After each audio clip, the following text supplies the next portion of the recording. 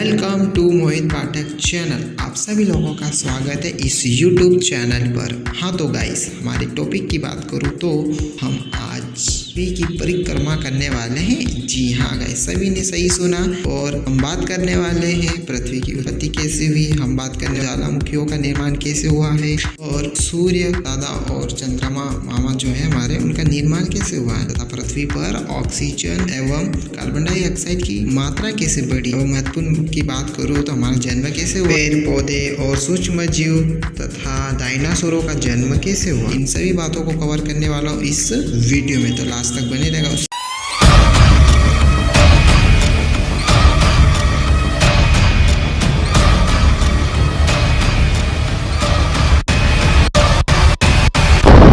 इस वक्त आप आराम से बैठकर इस वीडियो को देख रहे होंगे, मगर मैं आज आपको कहूँ, आज आप जिस जगह पर बैठे हो वो जमीन आज के 450 करोड़ साल पहले 8,500 डिग्री तापमान से उबल रही थी, या जिस जगह पर बैठे हो वो जगह लाखों सालों तक बर्फ से ढकी हुई थी। ये दोनों बातें सच है। इस जगह हमारा सौरमंडल है, वहाँ विभिन्न प्रकार की गैस और धूल के बादल हुआ करते थे। वैज्ञानिकों के मुताबिक इन धूल के बादलों से एक तारा हुआ करता था। वक्त के साथ साथ उस तारे की ऊर्जा कम होने लगी। इसके कारण उसके अंदर एक विशाल विस्फोट हुआ। विस्फोट की वजह से अंतरिक्ष की ये धूल एक दूसरे से दबने लगी। इस दौरान बादल से स्थित धूल के कण दबाव व गर्मी के कारण बड़े उल्कापिंड और पत्थर में परिवर्तित हो चुके थे, और इस दबाव की वजह से इन बादलों में उपस्थित रेडियो एक्टिव पदार्थ ने ग्रेविटी का निर्माण किया। इस ग्रेविटी के कारण बीच में हाइड्रोजन और हीलियम इकट्ठा होने लगे। बीच के दबाव के कारण विशाल विस्फोट हुआ, और इस विस्फोट के कारण हमारे सूर्य दादा का निर्माण हुआ। अंतरिक्ष में पहले एस्टेरॉयड यानी क्षुद्र ग्रहों में भारी वजन से सूर्य के करीब आकर सूर्य के चक्कर लगाने लगे। धीरे धीरे इन्हीं ग्रहों में भारी टकराव हुआ। इसके फलस्वरूप मरकुरी, वीनस, अर्थ, मार्स।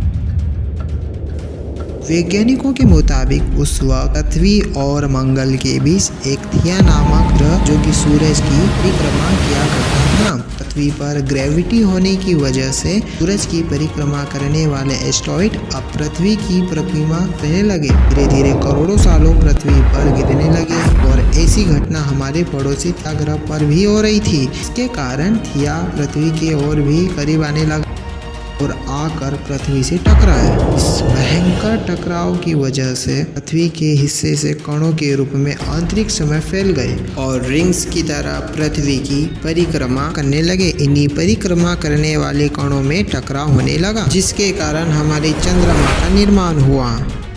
उस वक्त पृथ्वी पर एक ही समुद्र हुआ करता था, वो था 1900 डिग्री सेल्सियस की तापमान पर उबलते हुए लावे का उबल रही थी वह सारी चीजें, इसे आज आप अलग अलग नाम से जानते हैं। के साथ पृथ्वी धीरे धीरे ठंडी हो रही थी, जिसके कारण पृथ्वी के भारी तत्व जैसे धातु, रेडियो एक्टिव पदार्थ पृथ्वी के केंद्र पर जाकर इकट्ठा हो गए, और हल्के पदार्थ पृथ्वी की सतह पर आगे आगे लाखों सालों तक पृथ्वी पर उल्कापिंडों की बरसात हुई। इन गिरते हुए उल्कापिंडों में जमा था साल्ट, मिनरल्स, वाटर। कई सालों तक इन उल्कापिंडों की बरसात होती रही। धीरे धीरे पृथ्वी की ऊपरी सतह पानी से ढकने लगी। वैज्ञानिकों के मुताबिक यही वह समय था जब दूर गहरे पानी के अंदर निकलते ज्वालामुखी से पहली बार सूक्ष्म जीवों का निर्माण हुआ।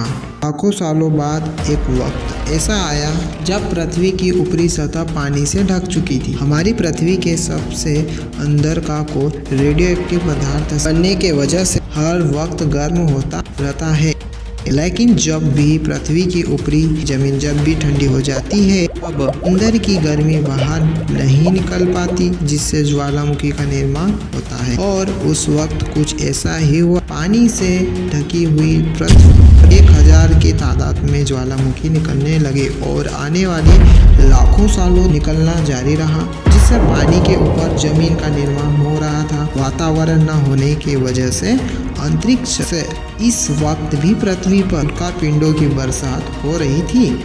आज से लगभग 400 करोड़ साल पहले पृथ्वी पर ऐसा वक्त आया जब वातावरण स्थिर होने लगा था, ज्वालामुखी का निकलना धीरे धीरे बंद हो गया था और पृथ्वी का एक दिन 12 घंटे का हुआ करता था। साल बीतते गए और ये सूक्ष्म जीव विकसित होते गए और समुद्र में रहने लगे। आज से 250 करोड़ साल पहली बार पृथ्वी पर ऐसे जीवों का निर्माण हुआ जो जीने के लिए पानी के अंदर के मिनरल्स और धूप का इस्तेमाल करते थे और मल त्याग के रूप में ऑक्सीजन बाहर निकालते थे। इस वक्त तक ज्वालामुखियों का निकलना बंद हो चुका था और इन माइक्रोबैक्टीरिया की वजह से वातावरण में ऑक्सीजन की मात्रा बढ़ रही थी, जिससे पृथ्वी का वायुमंडल बनना शुरू हुआ।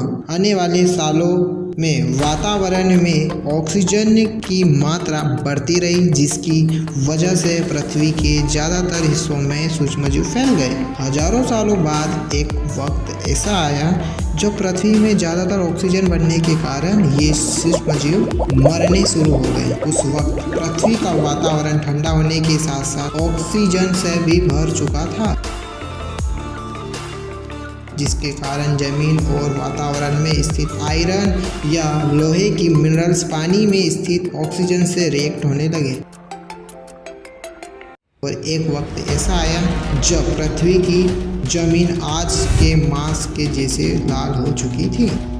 वक्त बीतने के साथ साथ धरती की टेक्टोनिक प्लेट में दरार होने लगी, जिसके कारण पृथ्वी के अंदर का लावा जमीन की तरह कई लाखों सालों तक खुला उबलता रहा और यही वह कारण था जिसके कारण पृथ्वी के वातावरण में कार्बन डाइऑक्साइड की मात्रा बढ़ गई।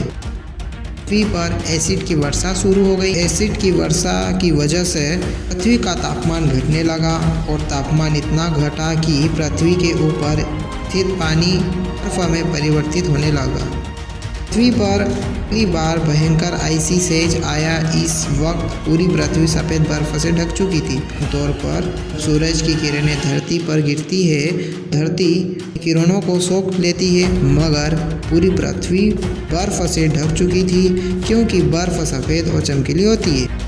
पृथ्वी कई लाखों सालों तक बर्फ से ढकी रही, मगर फिर से पृथ्वी के अंदर से गर्मी ज्वालामुखियों के रूप में निकलना शुरू हो गई। ज्वालामुखी से निकलने वाली गर्मी ने बर्फ़ों को पिघलना शुरू कर दिया। इसी बीच इस पृथ्वी की गहराई में कुछ बचे कुछ सूक्ष्म जीव धीरे धीरे बदल रहे थे और ऑक्सीजन को अपने शरीर को बनाने और बड़ा करने के लिए इस्तेमाल कर रहे थे। और इस बीच पानी में अलग से छोटे समुद्री पौधे निकलने शुरू हो गए थे। बाहर जैसे जैसे ज्वालामुखी निकल रहे थे वैसे वातावरण का CO2 की वजह से वैसे वातावरण कार्बन डाइऑक्साइड की वजह से गर्म हो रहा था।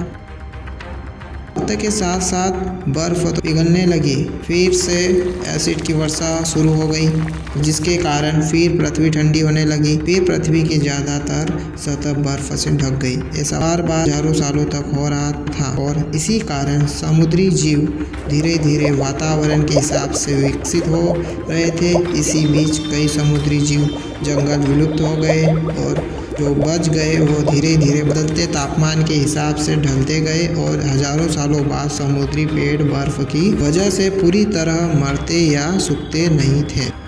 समुद्री जीव बन चुके थे।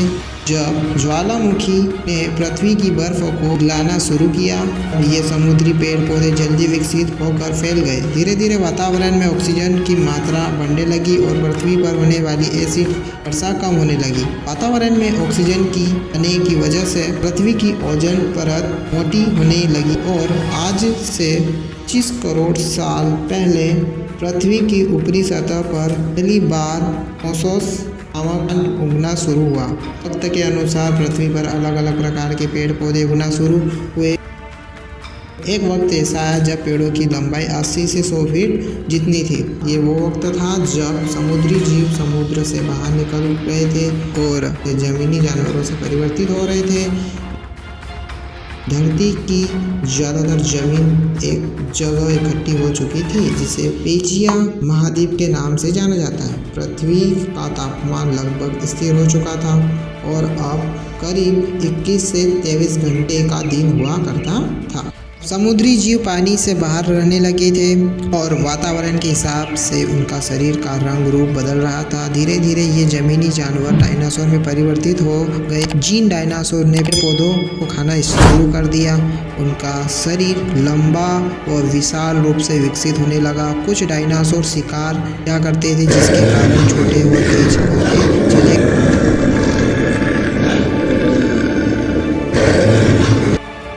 पृथ्वी की ऊपरी जमीन एक जगह इकट्ठी होने के कारण ज़्यादातर जमीन रेगिस्तान या बंजर हो चुकी थी।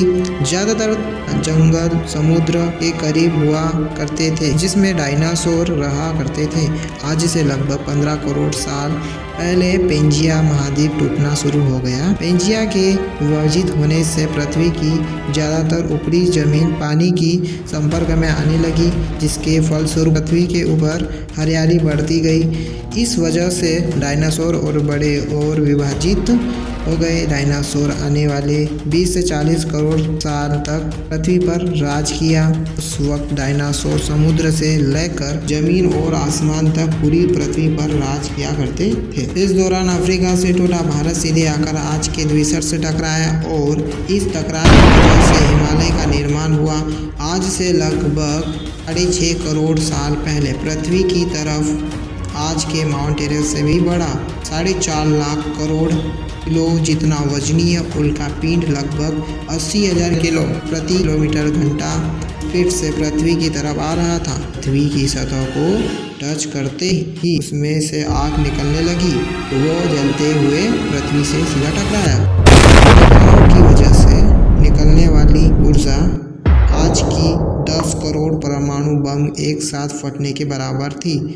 वहाँ ये उल्का पिंड गिरा, वहाँ के जानवर पेड़ पौधे भाप बनकर जल गए। गिरते ही पृथ्वी पर धूल फैलने लगी, समुद्र में भयंकर बाढ़ आने लगी। भूकंप और आग ने पृथ्वी को जलाना शुरू कर दिया। कुछ ही मिनटों में पृथ्वी पर हानिकारक गैस धूल की वजह से पृथ्वी नर्क हो चुकी थी। डायनासोर डर और आग और भूखमरी से विलुप्त हो गए। इस वक्त हमारे पूर्वज जमीन के अंदर रहा करते थे, जिसके कारण ये विशाल प्रलय से बच गए। पृथ्वी का वातावरण काला और अंधेरा हो गया, जिसे धूप भी जमीन तक नहीं पहुंच पा रही थी। पृथ्वी के पेड़ पौधों और जानवर ज़्यादातर विलुप्त हो गए। वातावरण में धूल और हानिकारक गैस के कारण फिर से एसिड की वर्षा शुरू हो गई और फिर पृथ्वी बर्फ से ढक कर ठंडी हो गई।